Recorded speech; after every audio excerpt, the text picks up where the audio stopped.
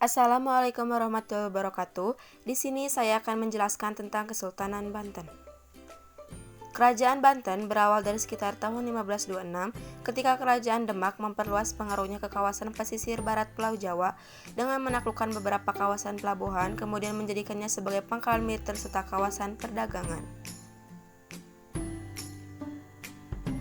Maulana Hasanuddin, putra Sunan Gunung Jati, berperan dalam penaklukan tersebut. Setelah penaklukan tersebut, Maulana Hasanuddin atau lebih disohor dengan sebutan Fathahillah mendirikan benteng pertahanan yang dinamakan Suro Sowan yang kemudian hari menjadi pusat pemerintahan, yakni Kesultanan Banten. Pada awalnya, kawasan Banten dikenal dengan nama Banten Girang yang merupakan bagian dari Kerajaan Sunda. Kedatangan pasukan kerajaan di bawah pimpinan Maulana Hasanuddin ke kawasan tersebut selain untuk perluasan wilayah juga sekaligus penyebaran dakwah Islam. Kemudian dipicu oleh adanya kerjasama Sunda-Portugis dalam bidang ekonomi dan politik. Hal ini dianggap dapat membahayakan kedudukan Kerajaan Demak selepas kekalahan mereka mengusir Portugis dan Malaka tahun 1513 atas perintah Sultan Trenggono. Fathahillah melakukan penyerangan dan penaklukan pelabuhan Sunda Kelapa sekitar tahun 1527 yang waktu itu masih merupakan pelabuhan utama dari Kerajaan Sunda.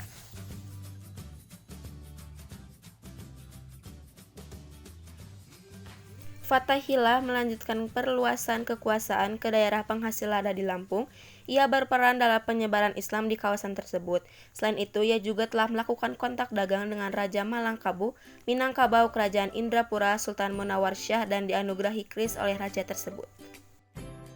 Seiring dengan kemunduran Demak, terutama setelah meninggalnya Sultan Trenggono, maka Banten melepaskan diri dan menjadi kerajaan yang mandiri. Pada 1570, Fathahillah wafat. Ia meninggalkan dua pangeran, yaitu Pangeran Yusuf dan Pangeran Arya. Ia kemudian berkuasa di Jepara menggantikan Ratu Karimanyat, sedangkan Pangeran Yusuf menggantikan Fathahillah di Banten.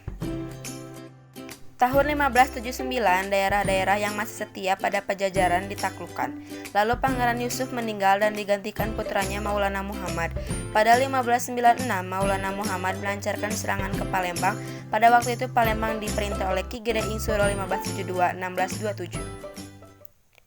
Ki Gede Insuro adalah seorang penyiar agama Islam dari Surabaya dan perintis perkembangan pemerintahan kerajaan Islam di Palembang. Kala itu, Kerajaan Palembang lebih setia kepada Mataram dan sekaligus merupakan saingan Kerajaan Banten. Itulah sebabnya Maulana Muhammad melancarkan serangan ke Palembang. Kerajaan Palembang dapat dikepung dan hampir saja dapat ditaklukkan, akan tetapi Sultan Maulana Muhammad tiba-tiba terkena tembakan musuh dan meninggal. Oleh karena itu, ia dikenal dengan sebutan Prabu Sedaing Palembang.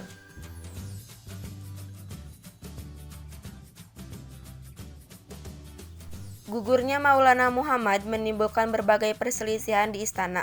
Putra Maulana Muhammad yang bernama Abu Mufakir Mahmud Abdul Qadir masih kanak-kanak.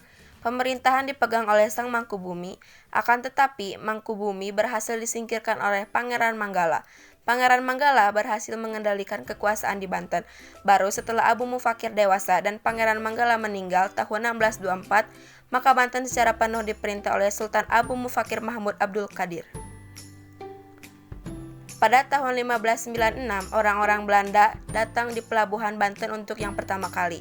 Terjadilah perkenalan dan pembicaraan dagang yang pertama antara orang-orang Belanda dengan para pedagang Banten. Tetapi dalam perkembangannya, orang-orang Belanda bersikap angkuh dan sombong, bahkan mulai menimbulkan kekacauan. Oleh karena itu, orang-orang Belanda menolak dan mengusir orang-orang Belanda sampai orang-orang Belanda kembali ke negerinya. 2 tahun kemudian, orang-orang Belanda kembali dengan sikap yang baik sehingga dapat berdagang di Banten dan di Jayakarta.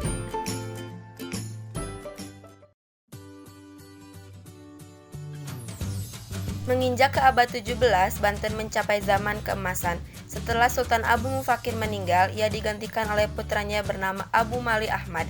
Setelah beliau, tampillah sultan yang terkenal, yakni Sultan Abdul Fattah atau lebih dikenal dengan Sultan Ageng Tirtayasa.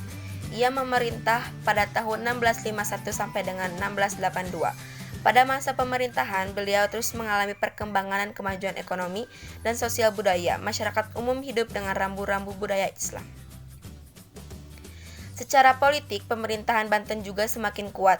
Perluasan wilayah kekuasaan terus dilakukan bahkan sampai ke daerah yang pernah dikuasai Kerajaan Pajajaran.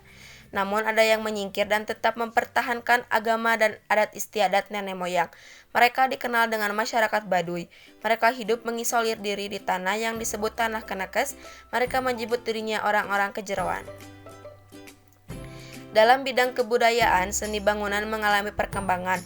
Ada beberapa jenis bangunan antara lain Masjid Agung Banten, bangunan keraton, dan gapura-gapura.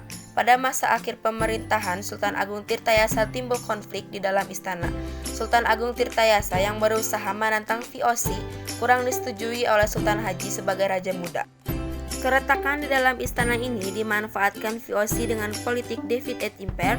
VOC ini membantu Sultan Haji untuk mengakhiri kekuasaan Sultan Agung Tirtayasa. Berakhirnya kekuasaan Sultan Agung Tirtayasa membuat semakin kuatnya kekuasaan VOC di Banten. Raja-raja yang berkuasa berikutnya bukanlah raja-raja yang kuat.